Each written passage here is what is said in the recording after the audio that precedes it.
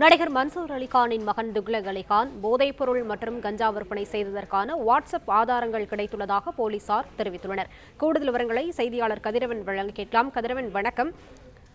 துக்ளக் தனது நண்பர்களுக்கு கஞ்சா மாதிரிகளை அனுப்பிய வாட்ஸ்அப் உரையாடல்கள் கிடைத்திருப்பதாக அண்மை தகவல் கிடைத்துள்ளது. இது குறித்த விரிவான விவரங்களை பதிவு பண்ணலாம்.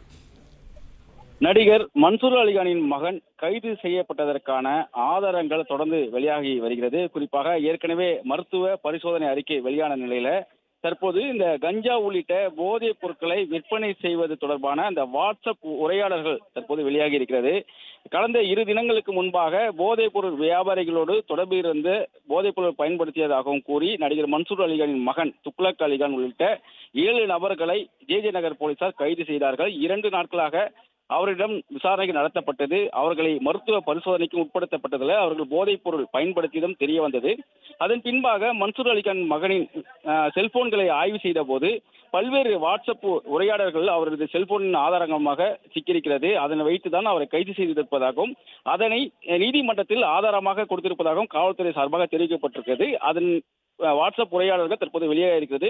குறிப்பா 5 கிராம் 10,000 முதல் 11,000 வரை அவர் விற்பனை செய்திருப்பதும், அதே போல எடை மிஷினில் ஓஜி கஞ்சா போன்றவற்றை எடை போட்டு அதனை நண்பர்களுக்குள் பகிர்ந்து கஞ்சா மாதிரிகளை அனுப்பது போன்ற இந்த வாட்ஸ்அப் உரையாடல்களும் வெளியாக இருக்கிறது.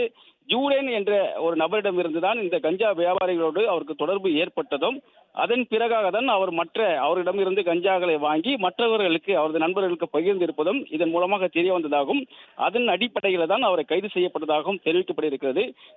இந்த 7 நபர்களும் சிறையில் அடைக்கப்பட்டிருக்கக்கூடிய நிலையில நேற்று அம்பத்தூர் நீதிமன்றத்தில் மன்சூர் அலிகான் ஏற்கனவே கைது செய்யப்பட்ட நபர்களுடன் தொடர்பில் இருந்ததாக செல்போனில் தொடர்பு இருந்ததாக கூறிதான் கைது செய்யப்பட்டதாக கூறப்பட்டிருந்த நிலையில அடுத்து மருத்துவ பரிசோதனை அதன் பிறகாக வாட்ஸ்அப் உரையாடல்கள் தற்போது வெளியாகி அவர் கைது செய்யப்பட்டதன் ஆதாரங்களாக இவற்றை தான் நீதிமன்றத்தில் சமர்ப்பித்திருப்பதாக காவல்துறை சார்பாக தெரிவிக்கப்பட்டிருக்கிறது.